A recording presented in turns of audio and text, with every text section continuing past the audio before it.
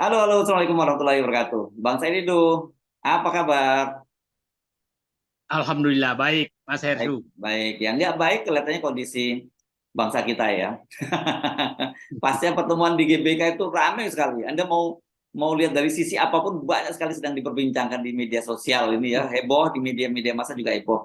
Tapi kalau dengan Anda saya ingin ngobrolnya dari sisi BUMN karena itu kan expertise Anda ya, keahlian Anda di bidang itu. Ini saya baca politisi PDIP Deddy Storrs ini kan kebetulan dia membawahi komisi yang dia berada di komisi yang kerjasama dengan BUMN, dia akan mempertanyakan kehadiran dua orang komisaris di dalam acara relawan yang digelar di Gelora Bung Karno hari Sabtu lalu. Itu yang dia sebut katanya ada yang dari komisaris PLN dan kedua anak perusahaan gas itu yang disebutkan.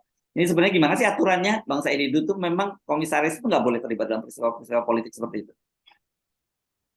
Pertama, saya senang sekali bahwa DPR sudah bersuara untuk menegakkan kembali Hmm. pengelolaan BUMN agar sesuai dengan good corporate governance dan steril dari politik. Itu saya senang. Saya senang, mudah-mudahan konsisten.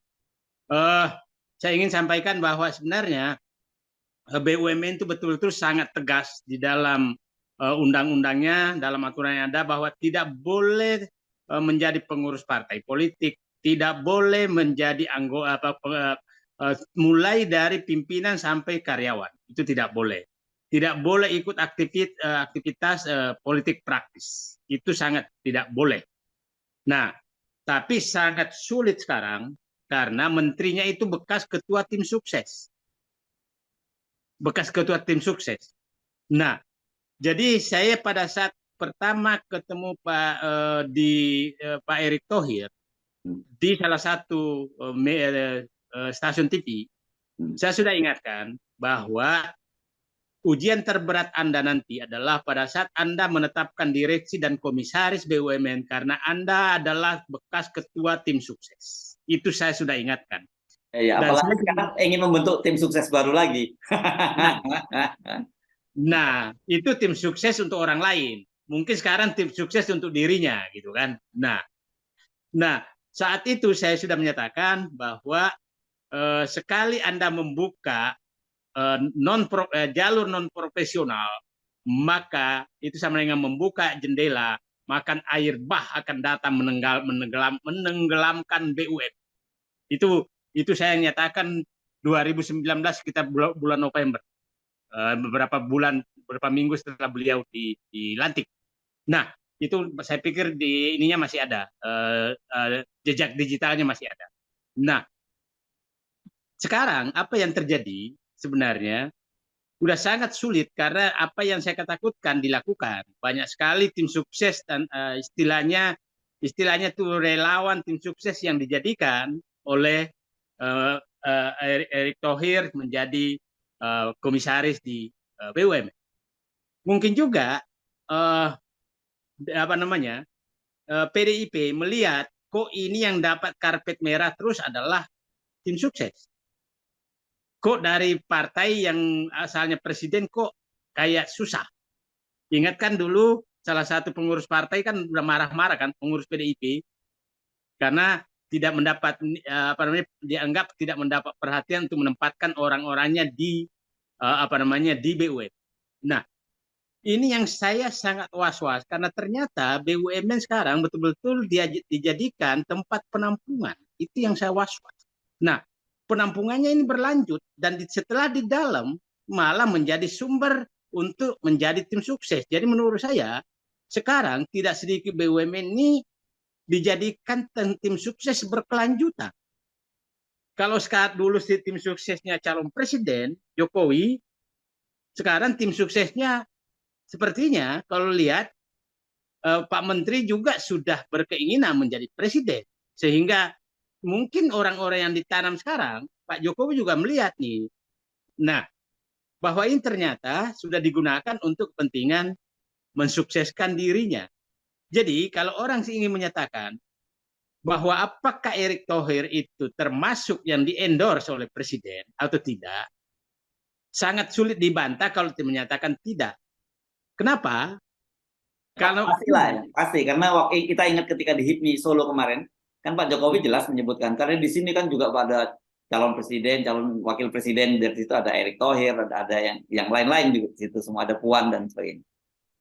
ya kalau presiden tidak setuju maka dia larang dong Erick Thohir menggunakan kartu ATM itu foto dia di bandara foto dia semua foto Pak Erick Thohir pasti larang dong. Nah itu pasti dilarang. Kalau ini kan enggak. Jadi berarti sengaja secara sadar bahwa presiden sudah mengizinkan memanfaatkan BUMN untuk alat politik. Itu secara sadar.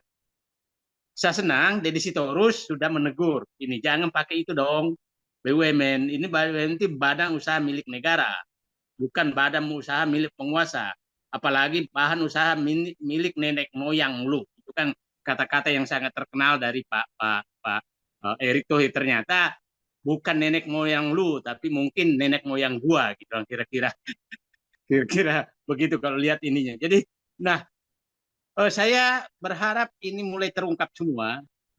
Mudah-mudahan ini bukan formalitas bahwa mempertanyakan itu. Nah, karena sebenarnya uh, hadir, saya masih ingat betul pada saat kampanye 2019 itu kan Bu Rini uh, Sumarno itu kan betul-betul bergerak sangat ketat dan sudah dicetak semua mau pertemuan BUMN seluruh Indonesia terjadi di Istora Senayan, tapi saya buka bahwa ini adalah tidak boleh, maka dibatalkan, pindahkan ke Jawa Timur. Jadi memang upaya-upaya menyatakan. Jadi nah, sekarang kehadiran pejabat itu kan yang hadir, Mas. Kita paham bahwa acara Gelora Bung Karno, kita dapat bocoran bahwa sumber dananya, kan ini bukan dana kecil, perkiraan 100 miliar, Betul, itu betul. itu Kadin sama BUMN. Jadi yang kelihatan saja seperti itu, apalagi yang tidak kelihatan. Yang bingung saya, bagaimana BUMN mengeluarkan dana seperti itu, karena itu betul-betul dilarang. Ya, saya bingung bagaimana nanti pertanggungjawabannya gitu. Laporannya seperti apa gitu kira-kira Bang Said itu. Ya, dugaan saya ini kemungkinan besar dipakai jalur siksak. Jalur siksak itu maksudnya seakan-akan sumbangan pribadi pejabat-pejabat BUMN dan pejabat BUMN ini yang mencari ke dalam BUMN dengan berbagai cara. Bisa lewat supplier, bisa lewat macam-macam gitu. Gitu. Nah, jadi kemungkinan besar tidak keluar dari cashnya BUMN. Jadi pada saat nanti diperiksa di audit direktur keuangan itu nggak ketemu karena bisa donasi semacam donasi pribadi, tapi donasi itu bersumber dari penyumbang tanda kutip, penyumbang kepada orang itu. Itu sebenarnya. Jadi harusnya keuntungan itu masuk di BUMN maka dibelokkan seakan-akan ini untuk disumbangkan. Itu kemungkinan besar yang terjadi karena mereka pintar-pintar kok, pintar-pintar melakukan itu. Apalagi kita tahu bahwa pejabat BUMN sekarang hampir semuanya ada ahli rekayasa keuangan. Kalau ini gampang, nggak ribet mereka menghindari. Itu Mas. Nah, ini kemarin itu kan memang banyak sekali selain BUMN kan juga yang muncul yang viral kemarin ada seorang pejabat gitu yang minta Pak Jokowi untuk tempur dengan relawan dan sebagainya. Jadi memang ini kelihatannya betul-betul relawan-relawan ini dan juga perusahaan-perusahaan negara bahkan bukan hanya BUMN tapi termasuk lembaga-lembaga negara betul-betul sekarang dimanfaatkan untuk itu ya, Bang Said itu. Saya membacanya begini, Mas Herslu. Pak Jokowi ini masih ingin sekali 3 periode, tapi partainya tidak mengizinkan sampai detik ini, sehingga dia membentuk barisan lain yang gabungan antara BUMN, oligarki dalam hal Kadin, dengan orang-orang non-partisan relawan. Itu yang dibentuk sehingga bayangan dia bahwa kelompok inilah yang akan menekan partai. Menekan partai sehingga keinginan 3 periode itu terjadi. Itu analisis saya seperti itu. Karena semua acara relawan itu dihadiri dan selalu pada saat hadir relawan pernyataan yang selalu keluar dulu adalah ojo ke susu memilih presiden. Artinya terus selalu muncul 3 periode di setiap pertemuan tersebut, gitu kan? Nah, nah sekarang itu terjadi lagi kemarin puncaknya di Senayan gitu. Itu jadi saya melihat menyatakan agenda nah agenda Presiden Jokowi ini adalah agenda untuk menggolkan perpanjangan masa jabatan yang sehingga mencari kendaraan lain yaitu relawan ditambah BUMN dan oligarki dan perusahaan-perusahaan yang karena yang muncul di sana adalah ketua kadin itu susah Hmm. dibantah. Nah, jadi balik tadi itu ya, balik ke para komisaris ini.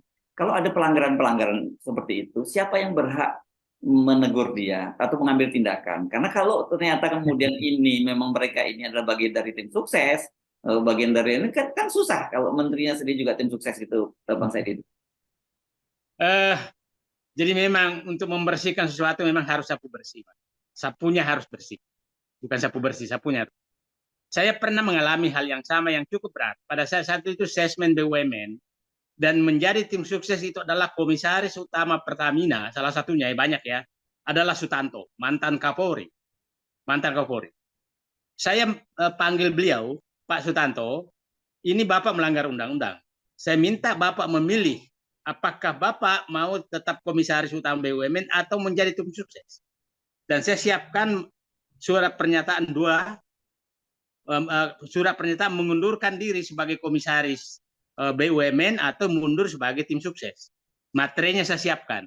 Silakan Bapak pilih yang Bapak mau tanda tangani yang mana. Nggak bisa Bapak menyatakan bahwa Bapak sebagai tim sukses dan lain. Nah, itu biasa bisa kita lakukan. Bayangkan Mas, itu kan Pak Tanto masih segar sebagai nah itu kan orangnya presiden juga gitu. Nah, Nah, itu periode pertama, periode kedua ya, periode keduanya Pak SBY ya. tahun 2009 Oh, di pemilu 2009. 2009. Oke, oke. Ya. Dan kemudian apa Nah, yang dilakukan saat oleh Pak itu Sutanto? Pak Sutanto memilih mundur sebagai tim sukses. Oh, oke. Nah, Andi Ah, Arief sama ya. Raden Pardede memilih mundur sebagai komisaris. Oh, oke. Jadi ditegakkan ya, aturan aturan semacam itu waktu itu ya. Saya tegakkan, Mas. Hmm, Dan saya bersama KPU, Bawaslu, hmm, Bawaslu. Nah, saya saya cuek aja dan dari tip dari itu kan pada saat itu kan berpisah sama JK sama SBY kan. hmm, Dari tim suksesnya JK juga saya gitu. hmm, Saya kasih pilihan gitu, pilihan mau komisaris BUMN atau mau tim sukses. Nah, sebenarnya itu bisa dilakukan kalau dari atas memang dan memang menginginkan. Dan hmm, saya sudah siap-siap saat itu ya dipecat lah. Tapi hmm, enggak juga tuh. Jadi ya biasa saja karena memang aturan harus ditegakkan gitu hmm. Mas Her. Ya, ya. Oh, jadi Anda setelah itu tidak dapat tekanan, termasuk dari Menteri BUMN-nya. Menterinya enggak juga, menterinya sih cuek-cuek aja. Pada saya itu kan Sofian Jalil tuh. Hmm, Sofian hmm, Jalil. Ya hmm. mungkin juga dia apa namanya kesal sama saya tapi ya, emang kesal sama saya itu kan nggak ada gunanya. Mungkin begitu juga gitu. Nah, nah, jadi saya bilang itu bisa dilaksanakan. Tapi sekarang dengan keberanian pimpinan BUMN hadir secara fisik Hmm, di acara yang betul-betul real politik praktis itu menunjukkan bahwa mereka memang sudah satu arah dan mungkin juga komisaris menyatakan ya tiap hari Menteri BUMN melakukan hal yang sama kok. ah, Nah, ya, ya, ya, jadi ya. ya udah Menteri BUMN melakukan kampanye di mana-mana, masa saya mengkampanyekan ikut kampanye nggak boleh. Jadi, nah saya yakin betul bahwa dicecar oleh Deddy Sitorus atau anggota Komisi 6 DPR pun Hmm. itu saya menyatakan itu eh, ke, itu tidak akan ada sanksi apapun. Ya, jadi Tidak akan. anjing menggonggong kafilah berlalu lah, kira-kira Nah, gitu gitu. Pak saya. Kira-kira. Dan saya pikir kecuali ada anggota DPR berani bertanya kepada Pak Erick Thohir, Bapak kampanye kemana-mana tuh, Ah, itu apakah sudah izin presiden, hmm. ya kan? Ya. Atau ini Bapak pakai dana apa? Apakah tidak melanggar etika bahwa Anda mengelola BUMN? Nah, itu saya pikir karena, tapi sepertinya saya nggak yakin itu ada yang mau bertanya seperti itu. Saya Ya. nggak yakin.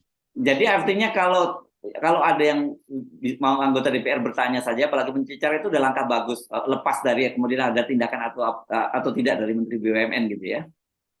Saya pikir ada kemajuan dan saya pikir Oh, oke. bagus saja lah bahwa sudah ada yang kalau mereka sudah bersuara seperti kita, seperti saya Ah, sekarang, mhm. ingin BUMN kembali kepada good governance yang bagus, good corporate governance yang bagus, bebas dari intervensi politik, bebas dari pemanfaatan untuk kepentingan politik, maka saya menyatakan saya berhenti bicara tentang BUMN. Oke, baik, terima kasih. Jadi kita tunggu ya, seperti apa saja perkembangannya. Tapi nanti hasil itu memutuskan apa, membuat Anda memutuskan apakah akan tetap bicara BUMN atau tidak gitu ya. Ya, ya.